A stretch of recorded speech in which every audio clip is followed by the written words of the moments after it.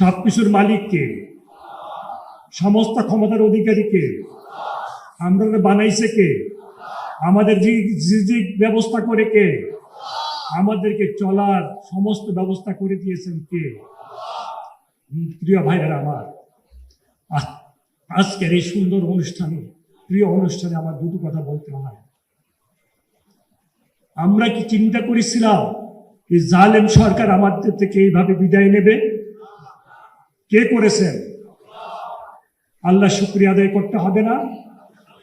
আমি বিশ্বাস করি আজকে আমাদের ছাত্র দল আয়োজিত এই কোরআন প্রতিযোগিতা অনুষ্ঠানটা আল্লাহ শুকরিয়া আদায়ের জন্য করা হয়েছে। আমি বিশ্বাস করি আল্লাহর যত বেশি শুকরিয়া আদায় করবে আল্লাহ তত রহমত করবে দয়া করে।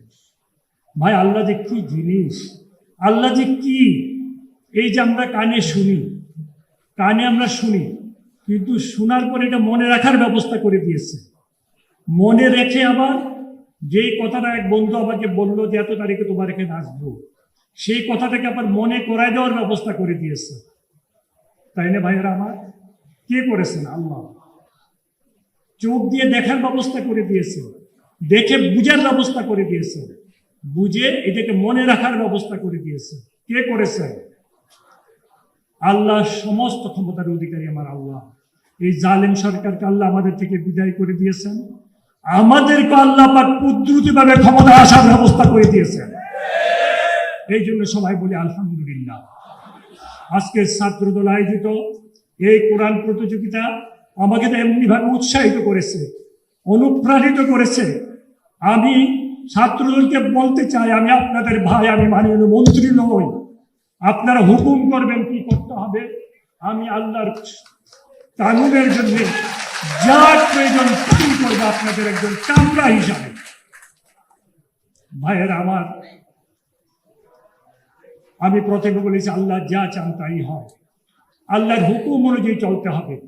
কোরআনুল কারীম প্রতিযোগিতার মাধ্যমে, তেলাওয়াত প্রতিযোগিতার মাধ্যমে সীমাবদ্ধ থাকলেই চলবে না। কোরআনুল কারীমকে আমাদেরকে অনুসরণ করতে হবে, মানতে হবে, আমাদের জীবনের উপরে এটাকে প্রচলনের ব্যবস্থা করতে হবে। আমরা যদি কোরআনের হুকুম অনুযায়ী না চলি, আমরা প্রকৃত মুসলমান হতে পারবো না। তাই না ভাইয়েরা আমার? তাই কওমি মাদ্রাসা বাংলাদেশে তারা একমাত্র দাবিদার, এই বাংলাদেশে কোরআন শিক্ষার জন্য যে ভূমিকা কওমি মাদ্রাসা রেখেছেন, আমাদের ছাত্রদলের সভাপতি বলেছেন আমাকে, আমি তাকে ধন্যবাদ দিতে চাই। তার যে উপলব্ধি, আমি অভিভূত হয়ে গেছি। কওমি মাদ্রাসাকে সুসংগঠিত করতে হবে, তাদেরকে সাহায্য করতে হবে, যাতে ভবিষ্যতে এই কওমি মাদ্রাসা ছাড়া বাংলাদেশে কোরআনের আলো ছড়াই দিতে পারে। তাই না ভাইয়েরা আমার? আমি রোজার মাস, বরকতের মাস, এই মাসে কিন্তু কোরআনুল কারীম নাজিল করেছেন আল্লাহ পাক। তাই না ভাইয়েরা আমার? আপনারা সবাই জানেন। আপনাদের কাছে আমি একটা সবিধা অনুরোধ করব, এই বাংলাদেশে ইসলামের ধারক বাহক হল প্রেসিডেন্ট জিয়াউর রহমান সাহেব। জিয়াউর রহমান সাহেব ক্ষমতা নেওয়ার আগে বাংলাদেশের কি অবস্থা ছিল আপনারা তা জানেন।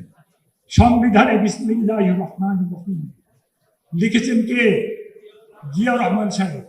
আল্লাহর প্রতি আস্থা বিশ্বাস কে লিখেছেন? জিয়াউর রহমান সাহেব। ওয়াইসিতে সম্পর্ক করেছেন জিয়াউর রহমান সাহেব।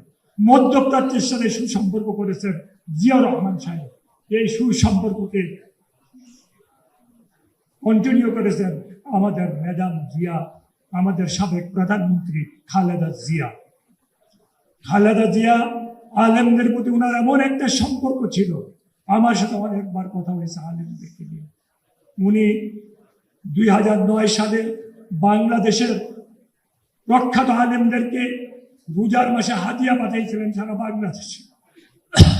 নামাজের মশলা, খাজুর এবং আতর সারা বাংলাদেশের প্রখ্যাত আলেমদেরকে পাঠিয়েছিলেন।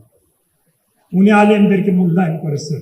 আর বিশেষ করে আমাদের মাননীয় চেয়ারম্যান, মাননীয় প্রধানমন্ত্রী তারেক রহমান সাহেব, তো উনি তো ঘোষণাই দিয়েছেন মদিনার সনদ।